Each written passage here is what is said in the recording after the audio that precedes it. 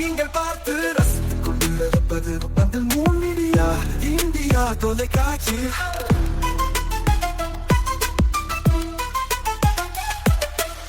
நீங்கள் பார்த்து ரசித்துக் கொண்டிருப்பது உங்கள் மீடியா இந்தியா தொலைக்காட்சி. நீங்கள் பார்த்து ரசித்துக் கொண்டிருப்பது உங்கள் மீடியா இந்தியா தொலைக்காட்சி.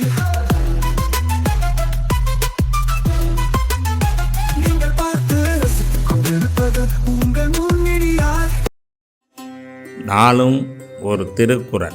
அறத்துப்பால். மக்கட்பேறு. குழல் இனிது யாழ் இனிது என்பர் தம் மக்கள் மழலை சொல் கேளாதவர். விளக்கம். தங்கள் குழந்தைகளின் மழலை சொல்லை கேட்காதவர்கள்தான் குழலோசை யாழோசை ஆகிய இரண்டும் இனிமையானது என்று கூறுவார்கள்.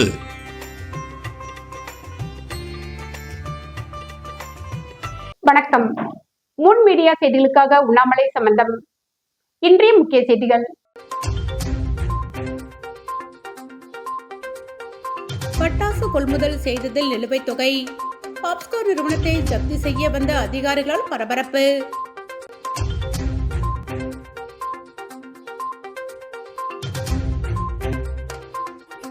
கோதாவரி ஆற்றில் பிடிபட்ட அரிய வகை புலாசா மீன். 1.25 கிலோ எடை உள்ள மீன் 15,000 விற்பனை.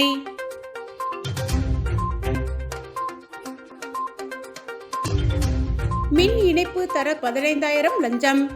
மின்துறை அதிகாரியை கைது செய்த லஞ்ச ஒழிப்பு போலீசார். இனி விரிவான செய்திகள். புதுச்சேரி பாப்ஸ்கோ நிறுவனத்தின் அசையும் சொத்துக்களை ஜப்தி செய்வதற்கு அதிகாரிகள் வந்ததால் பரபரப்பு ஏற்பட்டது. புதுச்சேரி பாப்ஸ்கோ நிறுவனம் 2019ஆம் ஆண்டு தீபாவளி பண்டிகையை முன்னிட்டு பட்டாசு விற்பனை செய்வதற்காக விருதுநகர் மாவட்டம் சிவகாசியை சேர்ந்த சோனி பட்டாசு நிறுவனத்திடமிருந்து சுமார் ரூபாய் 25 லட்சம் மதிப்பிலான பட்டாசுகளை கொள்முதல் செய்தது. 3 ஆண்டுகள் கடந்தும் வாங்கிய பட்டாசுகளுக்கான தொகை முழுமையாக செலுத்தப்படவில்லை என கூறப்படுகிறது. இதனால் பாதிக்கப்பட்ட சோனி பட்டாசு நிறுவனம் ஸ்ரீவில்லிபுத்தூர் முதன்மை நீதிமன்றத்தில் வழக்கு தொடர்ந்தது. வழக்கை விசாரித்த நீதிமன்றம் பட்டாசு நிறுவனத்திற்கு வழங்க வேண்டிய நிலுவைத் தொகையுடன் வட்டியும் சேர்த்து செலுத்த வேண்டும் என்று உத்தரவிட்டதுடன் தீர்ப்பை நடைமுறைப்படுத்தும் அதிகாரம் புதுச்சேரி நீதிமன்றத்திற்கே இருப்பதால் அவர்கள் நடவடிக்கை மேற்கொள்ளலாம் என்றும் தெரிவித்தது. இதனையடுத்து புதுச்சேரி 2வது முதன்மை அமர்வு நீதிமன்றத்தில் கடந்த 1 ஆண்டாக வழக்கு விசாரணை நடைபெற்றது. இறுதியாக பட்டாசு கொள்முதல் தொகையான ரூபாய் 25 லட்சத்துடன் வட்டி மற்றும் மனுதாரருக்கு ஏற்பட்ட இழப்பீடு உள்ளிட்டவற்றை சேர்த்து மொத்தம் ரூபாய் 35 லட்சத்தை சோனி பட்டாசு நிறுவனத்திற்கு பாப்ஸ்கோ வழங்க வேண்டும் என்று நீதிமன்றம் உத்தரவிட்டது. நீதிமன்ற உத்தரவுக்கு பின்னரும் தொகையை செலுத்துவதற்காக 1 ஆண்டிற்கும் மேலாக அவகாசம் வழங்கப்பட்டதாக கூறப்படுகிறது. எனினும் இதுவரை 1 ரூபாய் கூட செலுத்தப்படாததால் புதுச்சேரி மாவட்ட நீதிபதி ஜெயந்தி பாப்ஸ்கோ நிறுவனத்தின் அசையும் சொத்துக்களை ஜப்தி செய்ய உத்தரவிட்டார். அதன்படி நீதிமன்ற உத்தரவை நிறைவேற்றும் அதிகாரிகளான குணசேகரன் மற்றும் செல்வராஜ் ஆகியோர் தட்டாஞ்சாவடியில் உள்ள பாப்ஸ்கோ அலுவலகத்திற்கு சென்று அங்குள்ள அசையும் சொத்துக்களை கணக்கெடுக்கும் பணியில் ஈடுபட்டனர். அலுவலகத்தில் இருந்த மேஜைகள், நாற்காலிகள், கணினிகள், குளிர்சாதன பெட்டி உள்ளிட்ட பொருட்கள் அனைத்தும் பட்டியலிடப்பட்டன. இதற்கிடையில் பாப்ஸ்கோ நிறுவனத்தின் பொது மேலாளர் குருமூர்த்தியுடன் அதிகாரிகள் பேச்சுவார்த்தை நடத்தினர். அப்போது நிறுவனத்தின் பொறுப்பாளரான துணை ஆட்சியரின் அனுமதி பெற்று நிலுவைத் தொகையை உடனடியாக செலுத்த நடவடிக்கை எடுக்கப்படும் என்றும் இன்றைக்குள் முழு தொகையையும் வழங்க முயற்சி மேற்கொள்ளப்படும் என்றும் உறுதியளிக்கப்பட்டதாக கூறப்படுகிறது. இதனையடுத்து ஜப்தி நடவடிக்கையை அதிகாரிகள் தற்காலிகமாக நிறுத்திவிட்டு திரும்பிச் சென்றனர். புதுச்சேரி தவளக்குப்பம் மின்துறை அலுவலகத்தில் மின் இணைப்பு தர 15,000 ரூபாயை லஞ்சம் பெற்ற மின்துறை அதிகாரியை லஞ்ச ஒழிப்புத்துறை போலீசார் கைது செய்து சிறையில் அடைத்தனர். புதுச்சேரி தவளக்குப்பம் மின்துறை அலுவலகத்தில் லைனிங் இன்ஸ்பெக்டராக பணியாற்றி வருபவர் ஆறுமுகம். இந்நிலையில் பொதுமக்கள் சேவைக்கு ஆறுமுகம் லஞ்சம் கேட்பதாகவும் பணம் கொடுக்கவில்லை என்றால் மின் இணைப்பு கொடுப்பது இல்லை என்று லஞ்ச ஒழிப்புத்துறைக்கு அளிக்கப்பட்டது. இதனையடுத்து ஆறுமுகத்தை லஞ்ச ஒழிப்பு போலீசார் தீவிரமாக கண்காணித்து வந்தனர். இந்த நிலையில் நேற்று மின் இணைப்பு கொடுக்க அப்பகுதியை சேர்ந்த நபரிடம் தவளக்குப்பம் மின்துறை அலுவலகத்தில் இருந்தே ஆறுமுகம் 15,000 ரூபாய் லஞ்சம் பெற்றார். அப்போது அங்கு மறைந்திருந்த இன்ஸ்பெக்டர் முருகன் தலைமையிலான லஞ்ச ஒழிப்பு துறை போலீசார் ஆறுமுகத்தை கைது செய்தனர். பின்பு அவரை தலைமை அலுவலகத்திற்கு அழைத்துச் சென்று தீவிர விசாரணை மேற்கொண்டு வருகின்றனர். லஞ்சம் பெற்ற வழக்கில் மின்துறை அதிகாரி கைது செய்யப்பட்டது அப்பகுதியில் பரபரப்பை ஏற்படுத்தியுள்ளது. ஆந்திரா அருகில் அமைந்துள்ள புதுச்சேரி ஏனாம் பிராந்தியம் கோதாவரி ஆற்றில் பிடிபட்ட 1.25 கிலோ எடையுள்ள அரிய வகை புலாசா மீன் ரூபாய் 15,000க்கு ஏலம் போனது. புலாசா மீன் கடல் நீரில் வாழ்ந்தாலும் இனப்பெருக்கத்திற்காக ஜூலை மற்றும் ஆகஸ்ட் மாதங்களில் கோதாவரி ஆற்றின் முகத்துவார பகுதிகளுக்கு வருவது வழக்கம். அதன் தனித்துவமான சுவை காரணமாக இது மீன்களின் ராஜா என்று அழைக்கப்படுகிறது. இந்நிலையில் ஆந்திர மாநிலம் கோதாவரி ஆற்றங்கரையோரம் உள்ள புதுச்சேரி ஏனாம் பிராந்தியத்தை சேர்ந்த மீனவர் ஒருவரின் வலையில் சிக்கிய 1.25 கிலோ எடையுள்ள புலாசா மீன் ஏல மையத்தில் நடைபெற்ற ஏலத்தில் மீன் விற்பனையாளர் ரத்னம் என்பவர் ரூபாய் 15,000க்கு வாங்கினார். இந்த ஆண்டு எல் நினோ தாக்கம் காரணமாக கோதாவரி ஆற்றுப்பகுதியில் மழைப்பொழிவு குறைந்துள்ளதால் வெள்ளப்பெருக்கு போதுமான அளவில் ஏற்படவில்லை. இதன் காரணமாக புலாசா மீன்களின் வரத்தும் குறைந்துள்ளதாக மீனவர்கள் தெரிவித்துள்ளனர். கடந்த சீசனில் ஒரு புலாசா மீன் ரூபாய் 30,000க்கும் அதிக விலைக்கு விற்பனையானது என்பது குறிப்பிடத்தக்கது. வாழும் போதும் வாழ்க்கைக்கு பிறகும் பணம் உங்களுக்கு பெருகிக் கொண்டே இருக்கும். அனைவருக்கும் புதிய வாய்ப்பு. நீங்கள் உழைக்கும் குணம் கொண்டவரா? அப்படியானால் நீங்கள் நேர்மையுடன் முதலீடு இல்லாமல் சம்பாதிக்க அரிய வாய்ப்பை நாங்கள் தருகிறோம். மேலும் எரிவாயு godown, super market, solar plant அமைத்து பணம் சம்பாதிக்கலாம். முக்கியமாக முதலீடு இல்லாமல் வருமானம் வரும் வாய்ப்பு. வயது வேறுபாடின்றி, கல்வி தகுதியின்றி அனைவரும் இணைந்து பணம் சம்பாதிக்கலாம். வாருங்கள், LDBS பஜார் உங்களை அன்போடு வரவேற்கிறது. எங்களுடன் இணைந்து நேர்மையான முறையில் பணத்தை சம்பாதியுங்கள்.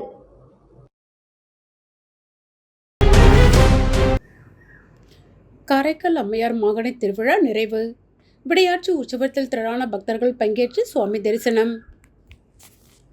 காரைக்காலில் புகழ்பெற்ற அருள்மிகு ஸ்ரீ காரைக்கால் அம்மையார் திருக்கோவிலின் ஆண்டு மாங்கனி திருவிழாவின் நிறைவு நிகழ்வான விடையாட்சி உற்சவம் பக்தி பரவசத்துடன் நடைபெற்றது.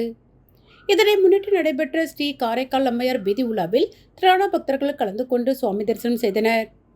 63 நாயன்மார்களில் ஒரே பெண் நாயன்மாராகவும் இறைவனால் அம்மையே என்று அழைக்கப்பட்ட புனிதவதி என்னும் ஸ்ரீ காரைக்கால் அம்மையாரின் வாழ்க்கை வரலாற்றை நினைவு கூறும் வகையில் ஆண்டுதோறும் ஆனி மாதத்தில் மாங்கனி திருவிழா வெகு விமர்சையாக நடைபெறுவது வழக்கம். இந்த ஆண்டு திருவிழா கடந்த ஜூன் 27ஆம் தேதி விநாயகர் பூஜையுடன் தொடங்கியது.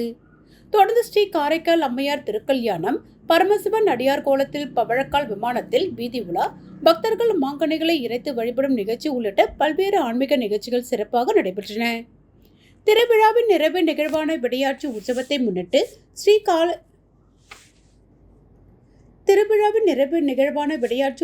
முன்னிட்டு காலை ஸ்ரீ காரைக்கால் அம்மையாருக்கு சிறப்பு அபிஷேகம் மற்றும் மகா தீபாரதனை நடைபெற்றது. பின்னர் இரவு வண்ண மின் விளக்குகளால் அலங்கரிக்கப்பட்ட சப்பரத்தில் ஸ்ரீ காரைக்கால் அம்மையார் சிவ வாத்தியங்கள் முழங்க முக்கிய வீதிகள் வழியாக வீதி உலா வந்து பக்தர்களுக்கு அருள் பாலித்தார். வீதி உலா நடைபெற்ற பாதை முழுவதும் பக்தர்கள் திரண்டு நின்று தேங்காய் உடைத்து கற்பூர ஆரத்தி எடுத்து மலர் தூவி சுவாமியை வழிபட்டனர். திருவிழாவை ஒட்டி காரைக்கால் நகரம் முழுவதும் பக்தர்கள் கூட்டம் மலை மோதியது.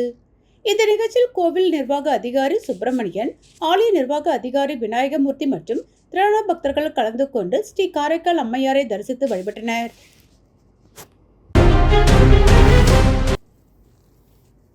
திருப்பட்டினத்தில் பிபிஜி ராம்ஜி 125 நாள் வேலை திட்டம் தொடக்கம். அனைவருக்கும் முழுமையாக வேலை வழங்கப்படும் என MLA மீனாட்சி சுந்தரம் உறுதி. மத்திய அரசின் பிபிஜி ராம்ஜி 125 நாள் வேலை திட்டம் நாடு முழுவதும் அமல்படுத்தப்பட்டு வரும் நிலையில் நிரவி திருப்பட்டினம் சட்டமன்ற தொகுதியில் இத்திட்டத்தின் பணிகளை சட்டமன்ற உறுப்பினர் TKS மீனாட்சி சுந்தரம் தொடங்கி வைத்தார். நிரவி திருப்பட்டினம் தொகுதிக்குட்பட்ட திருப்பட்டினம் வடகட்டளை கிராமத்தில் அமைந்துள்ள 5 மரத்து குளத்தை சுமார் ரூபாய் 10 லட்சம் மதிப்பீட்டில் தூர்வாரும் பணிக்கான பூமி பூஜையை சட்டமன்ற உறுப்பினர் TKS மீனாட்சி சுந்தரம் செய்து வைத்து பணிகளை தொடங்கி வைத்தார். இந்த திட்டத்தின் மூலம் 2642 வேலை நாட்கள் உருவாக்கப்பட உள்ளதாக அதிகாரிகள் தெரிவித்தனர். மேலும் உள்ளூர் தொழிலாளர்களுக்கு வேலைவாய்ப்பு கிடைப்பதுடன் நீர்நிலைகள் பாதுகாக்கப்பட்டு நிலத்தடி நீர்மட்டம் உயரவும் விவசாயத்திற்கும் இத்திட்டம் பயனளிக்கும் என கூறினர். நிகழ்ச்சியில் கலந்து கொண்ட திருப்பட்டினம் பகுதி பொதுமக்கள் மற்றும் திட்ட பயனாளிகள் 125 நாள் வேலை திட்டத்தின் கீழ் முழுமையாக 125 நாட்களும் வேலை வழங்க வேண்டும் என கோரிக்கை விடுத்தனர். கடந்த ஆண்டில் 20 முதல் 25 நாட்கள் மட்டுமே வேலை வழங்கப்பட்டதாகவும் அவர்கள் தெரிவித்தனர். இதற்கு பதிலளித்த சட்டமன்ற உறுப்பினர் TKS மீனாட்சி சுந்தரம், குளங்கள், வாய்க்கால்கள், சாலை மேம்பாட்டு பணிகள் உள்ளிட்ட பல்வேறு பணிகள் தற்போது 125 நாள் வேலை திட்டத்தில் சேர்க்கப்பட்டுள்ளதால் தகுதியான அனைவருக்கும் முழுமையாக 125 நாட்கள் வேலை வழங்க நடவடிக்கை எடுக்கப்படும் என்று உறுதியளித்தார். இந்த நிகழ்ச்சியில் வட்டார வளர்ச்சித்துறை அதிகாரிகள், திருப்பட்டினம் கிராம மக்கள், BPG, ராம்ஜி 125 நாள் வேலை திட்ட பயனாளிகள் மற்றும் பொதுமக்கள் கலந்து கொண்டனர்.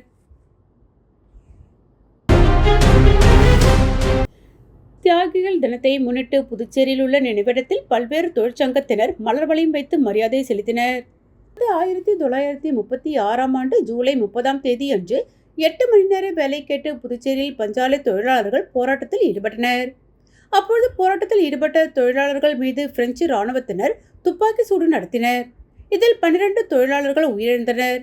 மேலும் தொழிலாளர்களின் போராட்டம் காரணமாக 8 மணி நேர வேலையும் உரிமையும் வழங்கப்பட்டது. இந்நிலையில் ஆசிய கண்டத்திலேயே முதலில் புதுச்சேரி மண்ணில் 8 மணி நேர வேலை செய்யும் உரிமை வழங்கப்பட்டது. தொழிற்சங்கம் அமைக்கும் உரிமை, சம வேலைக்கு சம ஊதியம் பெறப்பட்ட இந்த தினத்தை தியாகிகள் தினமாக தொழிற்சங்கம் சார்பில் அனுசரிக்கப்பட்டு வருகிறது. அதன்படி ஜூலை 30 தியாகிகள் தினத்தை முன்னிட்டு புதுச்சேரி கடலூர் சாலையில் உள்ள தியாகிகள் நினைவிடம் அலங்கரித்து வைக்கப்பட்டது. AATUC தொழிற்சங்கத்தினர் ஊர்வலமாக வந்து தியாகிகள் நினைவிடத்தில் மலர் வளையம் வைத்து மரியாதை செலுத்தினர்.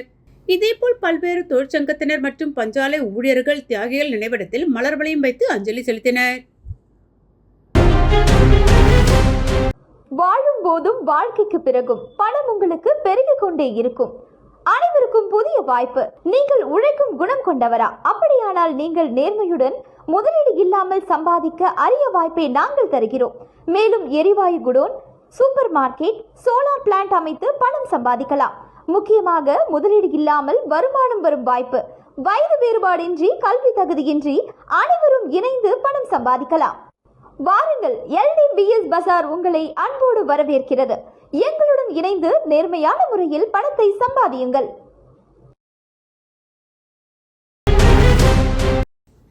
புதுச்சேரி குருமாம்பேட் பகுதியில் அமைந்துள்ள ஸ்ரீ யோகமாயா லலிதாம்பிகை ஆலயத்தில் ஆடி மாத குரு பூர்ணிமாவை முன்னிட்டு கோபூஜை, கன்னியா பூஜை, சுமங்கலி பூஜை நடைபெற்று லலிதாம்பிகை அம்மனுக்கு சிறப்பு தீபாராதனை நடைபெற்றது. புதுச்சேரி குருமாம்பேட் பகுதியில் அமைந்துள்ளது ஸ்ரீ யோகமாயா லலிதாம்பிகை மற்றும் ஸ்ரீ மகா சாம்ராஜ்ய லலிதாம்பிகை திருக்கோவில். இந்த திருக்கோவிலில் ஆடி மாத குரு பூர்ணிமாவை முன்னிட்டு ஸ்ரீ மகா சாம்ராஜ்ய லலிதாம்பிகைக்கு பால், தயிர், சந்தனம், திருநீர், திருமஞ்சனம், குங்குமம் உள்ளிட்ட பல்வேறு வாசனை திரவியங்கள் கொண்டு மகா அபிஷேகம் செய்யப்பட்டது. தொடர்ந்து கோபூஜை, கன்னியா பூஜை, சுமங்கலி பூஜை நடைபெற்று மலர்களால் அலங்கரிக்கப்பட்ட ஸ்ரீ யோகமாயா லலிதாம்பிகை மற்றும் ஸ்ரீ மகா சாம்ராஜ்ய லலிதாம்பிகை அம்மனுக்கு சோடாசா தீபாராதனை நடைபெற்றது. கோபூஜை, கன்னியா பூஜை, சுமங்கலி பூஜையில் பங்கேற்ற பக்தர்கள் லலிதாம்பிகை அம்மனை வழிபட்டு சென்றனர். புதுச்சேரி தனியார் பிளம்பர்கள் மற்றும் மின் பணியாளர்கள் முன்னேற்ற நலசங்கம் சார்பில் சங்க பெயர் பலகை திறப்பு விழா மற்றும் புதிய பொறுப்பாளர்கள் பதவி ஏற்பு விழா நடைபெற்றது. புதுச்சேரி தனியார் பிளம்பர்கள் மற்றும் மின் பணியாளர்கள் முன்னேற்ற நலசங்கம் சார்பில் சங்கம் திறப்பு விழா மற்றும் பொறுப்பாளர்கள் பதவி ஏற்பு விழா புதுச்சேரி தமிழ்ச்சங்கத்தில் நடைபெற்றது. தமிழ்தாய் வாழ்த்துடன் தொடங்கப்பட்ட இந்த நிகழ்வில் வழக்கறிஞர் சிவகுமார் வரவேற்புரை ஆற்றினார். சங்கத்தின் தலைவர் பாஸ்கர் தலைமை உரை ஆற்றினார். செயலாளர் மதுரை நாயகம் மற்றும் பொது செயலாளர் கந்தநாதன் மற்றும் வழக்கறிஞர் ராதாகிருஷ்ணன் ஆகியோர் முன்னிலை வகித்தனர். தொடர்ந்து நடைபெற்ற நிகழ்ச்சியில் சங்க பொறுப்பாளர்களின் மாணவ பிள்ளைகளுக்கு கல்வி ஊக்கத்தொகை வழங்கப்பட்டது. அதன்படி முதல் பரிசு 5000 ரூபாயும், இரண்டாவது பரிசு ரூபாய் 3000, மூன்றாவது பரிசு 2000 ரூபாயும் வழங்கப்பட்டது.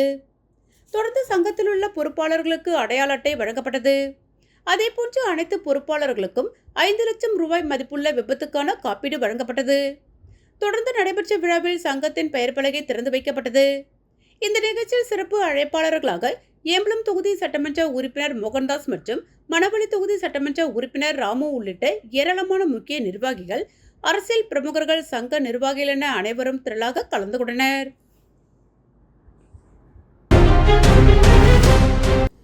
தேர்தல் நேரத்தில் பணிபுரிந்த வாடகைக்காரர்களுக்கு உரிய வாடகை வழங்காமல் இழுத்தடிக்கும் அதிகாரிகளை கண்டித்து வாடகைக்கார் உரிமையாளர்கள், ஓட்டுநர்கள் தேர்தல் ஆணையம் முன்பு கண்டன ஆர்ப்பாட்டத்தில் ஈடுபட்டனர்.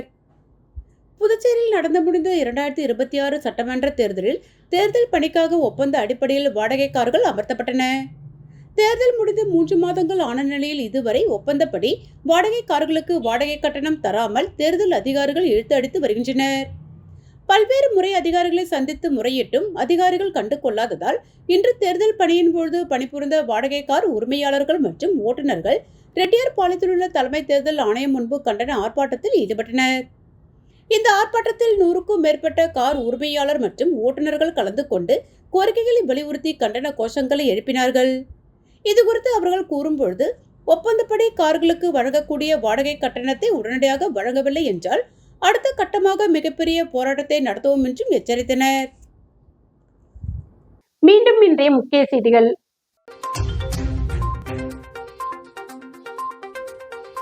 பட்டாசு கொள்முதல் செய்ததில் நிலுவைத் தொகை. பாப்ஸ்கோ நிறுவனத்தை ஜப்தி செய்ய வந்த அதிகாரிகளால் பரபரப்பு.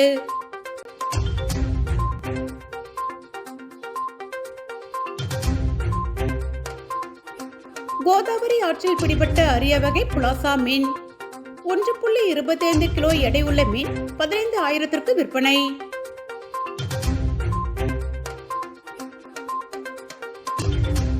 மின் இணைப்பு தர 15,000 லஞ்சம். மின்துறை அதிகாரியை கைது செய்த லஞ்ச ஒழிப்பு போலீசார். இத்துடன் செய்திகள் நிறைவடைந்தன.